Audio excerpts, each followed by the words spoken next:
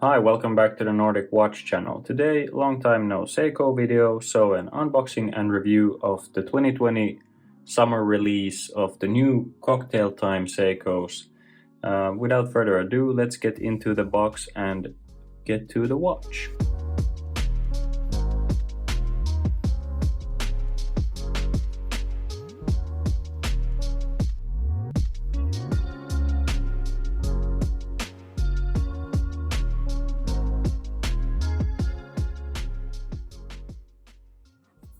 Ta-da! I have the blue dial variant of the Seiko Presage Cocktail Time, and this one is the reference, let's see here. This is the reference SRPE43J1, made in Japan watch, as you can tell from the J1, as well as the made in Japan down there at the 6 or 7 o'clock. Comes in a pretty standard Seiko box, but maybe a little bit of a nicer box than your entry-level Seikos. This Cocktail Time release comes in 3 different color alternatives to my understanding, at least the standard edition.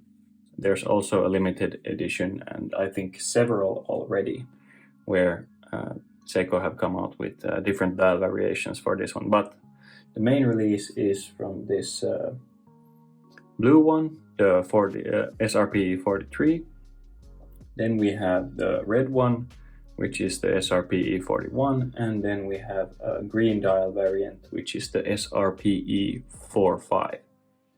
So those are your 3 main variants, and I will be putting Amazon affiliate links down below so that you can go check them out on Amazon, and if you feel like buying one, if you buy them via a link I put there, I will get a small commission and you pay nothing extra. So that's a good way to support the channel but not pay for anything extra. And what I checked, Amazon has this for a pretty nice price. And take a look at this glorious watch. Really stunning blue dial and captivating pattern on this dial here, as you can see right away. Completely different from the previous Cocktail Times, and I have to say I really like this update of the dial.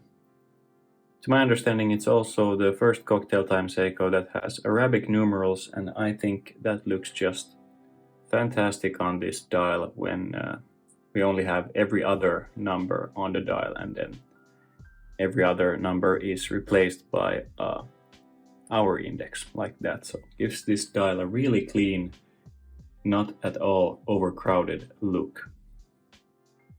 And since the size of this watch is the biggest update in my opinion, even though the dial is really updated too, let's go through the dimensions here. Firstly, so the diameter of this watch is 38.5 millimeters. It's 11.8 millimeters thick. It has a lug-to-lug of 45.5, give or take, and it has a lug width of 20 millimeters. So as you can hear and see, they have clearly downsized the Cocktail Time series, which I'm super excited about. I don't know if you've seen my State of the Collection video in 2019, but I had original Cocktail Time, that is the Seiko SRPE 065, and it had a case diameter of around 40.5 millimeters, and it was just too large for a 6.5-inch wrist like mine. So I'm really happy that they went with this smaller case size, and I think it makes this an option for a nice and kind of a smaller dress watch for a way bigger amount of people than the previous ones, because I think that the older Cocktail Times are pretty much limited to people with pretty big wrists. And I always loved the dials and the details on the Seiko Cocktail Times, and I've kind of been bummed out that I couldn't wear one on my scrawny wrist. So that's why I'm really excited about this size update. As a comparison, the old Cocktail Times were something like 15 millimeters thick also, so that's a huge difference to go down 3 millimeters. On this strap, this one weighs in at around 65 grams, so it's a pretty lightweight watch. Of course, it doesn't have a bracelet, so no surprise there. Okay, so that's the dimensions out of the way. Let's go into a bit of details on the case. And as I said, the smaller size on this one, and it has these kind of a vintage style lugs, so really slim and nice lugs. Also curving down nicely so that it will fit nicely on the wrist. The case is of course 316L stainless steel, and it is actually entirely polished, so no brushed surfaces on this case, which is pretty typical for cocktail time watches, and to my understanding also pretty typical on dress watches. So that's really appropriate for a watch of this kind. I think the older cocktail times were entirely polished as well. We have a Seiko signed crown with the S there. Really easy to grip and to operate because of no crown guards, of course, on a dress watch. The SRPE43 has a water resistance of 50 meters, so I don't recommend you go swimming with this one, but you can feel pretty safe wearing it on a rainy day and washing your hands and such. The crystal on this Seiko is, no surprise, a hardlex crystal. It has this nice kind of a box shape as the older cocktail times. I really like that it gives some nice distortions on those numerals and just gives the watch an overall really vintage feeling. The case being fully polished makes it kind of a smudge magnet, and also probably you'll be able to see scratches pretty easily. And same thing on this box shaped hardlex crystal. Because it's protruding like that from the bezel, I'm kind of afraid that I will catch this on a doorknob or something sooner or later, and that might leave a nasty scar on the crystal, but let's hope that doesn't happen. On the back side, we have a 4R35 movement, no surprise there either, and you probably already guessed the movement from seeing that rotor, and oh well, you can also see that it's a 4R35 movement there. But what can I say about the 4R35 that hasn't been said already? I'll put the specs up there. Really robust, quiet, reliable movement, so I have no complaints with that. And it's showcased nicely there behind another hardlex crystal on the back. As we are probably familiar from before, the 4R35 isn't known to have some stunning finishing on the movement, but it does the job and it looks pretty nice for the price. I wasn't a fan of the strap on the older cocktail times. It was, especially on the Sarbo 6.5, it was this super shiny black leather strap. And I have to say, I'm not a really huge fan of this one either. In this lighting, this leather strap looks black, but it's actually kind of a really dark navy blue, and it seems to have blue stitching along the sides also, and in the traditional Japanese style we have it on backwards, so to speak. So we have the kind of buckle here at the 6 o'clock side and this one here on the 12 o'clock. Not my cup of tea. I'll show you why when I put it on the wrist, but actually the same thing was here on this Orient Star watch, which I actually, after a turn of events, got to keep after reviewing, so I'm really excited. And if you haven't seen my review on this watch, go check out the review. I'll put a link here above. But yeah, this one also had the strap on kind of backwards, but you can just flip it if you want. And I did because it's a nicer fit on the wrist. Only problem is that then the deployment clasp maybe will not fit so nicely on the wrist. The reason why I don't really like this strap is I think it's excessively long, and I just don't like that shiny look of it, but I have to say it's really quite soft, and I think this will be a really comfortable leather strap. And are you ready for this? This is a huge improvement for Seiko. Da-da-da-da. They have quick release spring bars on a Seiko original strap. Can you believe that? I think that's a really nice surprise. Didn't expect that from a Seiko, and that just makes it all the more easy to swap this strap out, which I will be doing in this video. So you'll be seeing this watch on this Colareb strap and some other straps. This strap also comes with a nice deployant clasp, which is branded Seiko, of course, and that's a nice touch. And let's just go ahead and install this on the strap so we can put it on the wrist. And it's installed. I have to say I really like deployant clasp because they make the watch kind of feel more refined when it's on a leather strap. There's just something about having a deployant clasp that satisfies me, but too bad it's made for a kind of a backward strap, so at least on this Orient Star it doesn't fit my wrist really nicely. We'll see how it is with this one. But before we get to the wrist shot, let's get in closer on that dial and some finishing touches on the dial.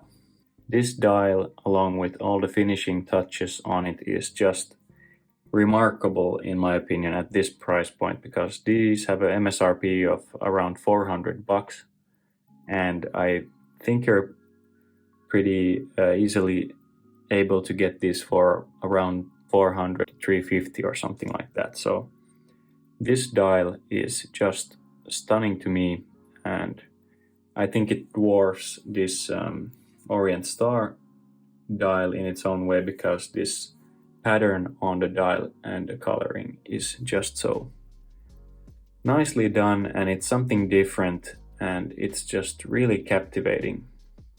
I already mentioned those numerals, which I'm a big fan of. So we have applied indices. Every other index is Arabic numeral, and every other one is that kind of a bar that tapers down towards the middle. Then we have a nicely framed date window, and this is one thing that watch guys usually love, is that if a watch manufacturer actually takes the time to put in a matching date wheel, so black date wheel here with white numerals, nicely done, Seiko. Makes that date window just blend in with the dial much more smoothly than a white one would. Orient. The handset is something that really gets my attention on this watch, because it's so nicely finished, and just look at the way it catches the light. That hour and minute hand is, they are both really nicely finished, and it looks like one side is brushed and the other one is polished, so they play with the light really well, and the finishing just looks super sharp. And then for the seconds hand, we have that classic SRPE hand, which resembles a cocktail stir stick, and or the needle hand, and I've just always been a fan of that seconds hand, so I'm really happy to see it on this watch. Applied Seiko logo, and we have really crisply printed Presage automatic at the 6 o'clock, and the fine print down at the bottom, made in Japan, and we have the movement number, and I think that's some sort of a serial number. Also a nice printed minute track going around the outer circle here, and this dial just plays with the light like no other dial I've had so far. It's just stunning, and I have to include some footage from different lighting situations. It's a real chameleon of a dial, because it just changes colors and how it looks depending on the light. But that's enough about the dial. Let's put this thing on the wrist and then start switching straps. Alright, so this is going to feel really backwards with this strap, and it's going to look backwards also, but bear with me here. So the deployment clasp makes it really easy to put on and take off, but that just bugs me, this part here. I don't like the way that looks because I'm just not used to wearing it on this side. I'm the selfish kind of watch enthusiast who wants to see the good side on this side for myself and let the other observers see the worse side, which would have this one normally. But I'm gonna switch out this strap soon, and I will also show you what it looks like when I switch around and take the excess strap on this side. But first let's talk about how this thing sits on the wrist, and man, is that a big improvement on the size from the older cocktail time. I have to put in a wrist shot from my Sarbo 6.5. But this thing sits on a 6.5-inch wrist like perfectly. This is the ideal size for a watch for my wrist, in my opinion. Some people like larger watches, and I like watches of this size. I have to say the strap is really comfortable. It's a shame that I just don't like how it looks, but other than that, the way this thing wears on the wrist is just great. I have to twist my wrist here to let you see, but those curving lugs or downward angled lugs make it sit really nicely, and it being 12 millimeters thick, it's not the thinnest watch in the world, but it will have, well, I have a short sleeve, but it will fit under your sleeve for sure. Let's switch this strap the other way around and show you how that looks like.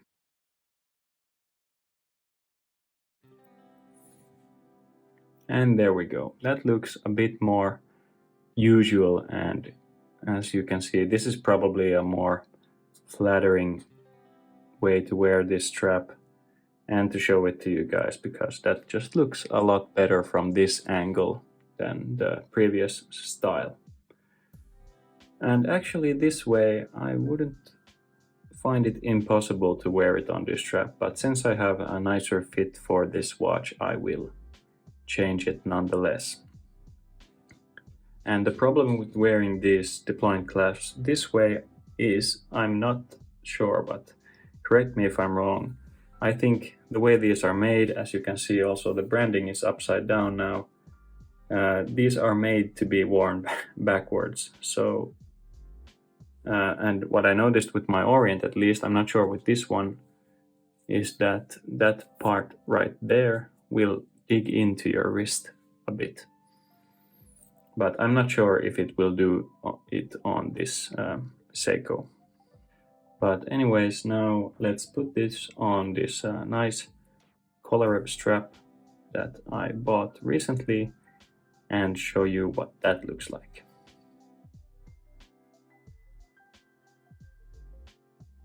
And there we go. And man, do I love this watch on this strap. Not only does it look fantastic, I think that's a great color fit, but also this Colareb strap is super comfortable, and I have to say, when I got it, I did not believe it would be this comfortable, because I thought there was some excess YouTube hype about it, but having experienced it myself, I can warmly recommend trying out a Colareb strap. And that's not sponsored in any way, and I don't think I can find affiliate links for Colareb straps, but warmly recommend trying them out. But yeah, that's how this watch looks on a Colareb strap. Let's see how it looks on some other straps, just for the fun of it.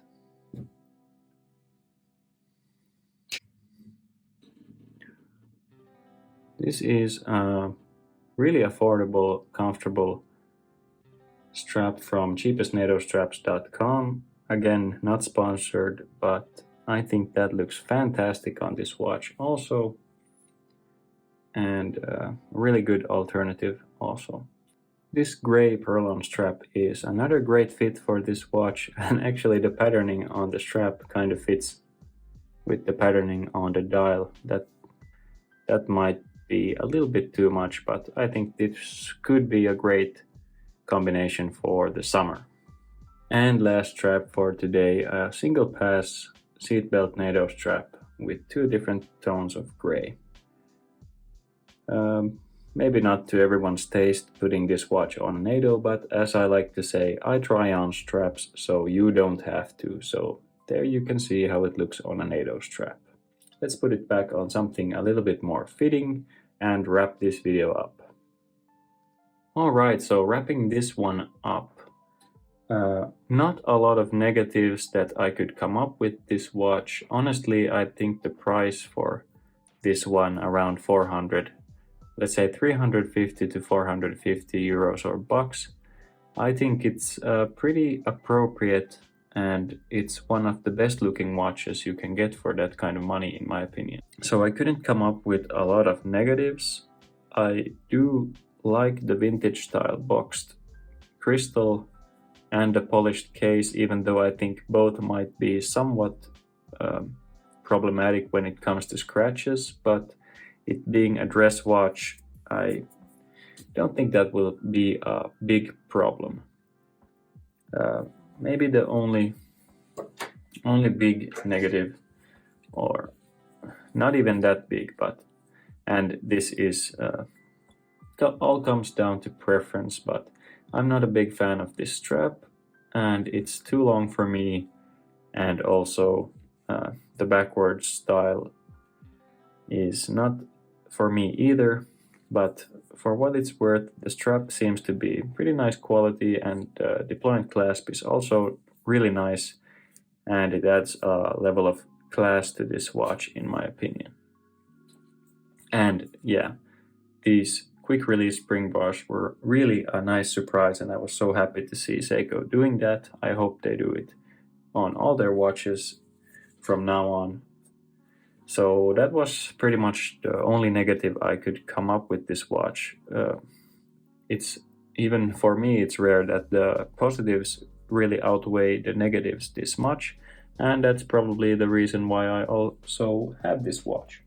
Maybe one negative for me is that I don't wear dressy watches that much, but this one has quite honestly made me wear dress watches a bit more. And yeah, the size is fantastic and the looks are fantastic. All in all, really great watch. Can warmly recommend it. That's pretty much it for this video. Quick just shout out and thank you to everyone for watching, and if you made it this far, you are the real MVP. I'm really excited. My channel has been growing quite nicely during the previous months. We're just about to hit 850 subscribers, so really close to 1000 now. And yeah, just started this Amazon affiliate program also, which has been interesting. But yeah, just wanted to take the time to thank each and every one of you who are watching, and keep liking and commenting my videos. And anyway, thank you for watching this video, and go check out my channel if you find anything more interesting. And let me know in the comments if there's something you'd like to see, some kind of content. And otherwise, just stay tuned. Give this video a like, comment, and subscribe, and go check out my Instagram at Nordic Watch Channel for more watch related content on my watch collection. And yeah, that's pretty much it. Thanks for watching, and bye bye.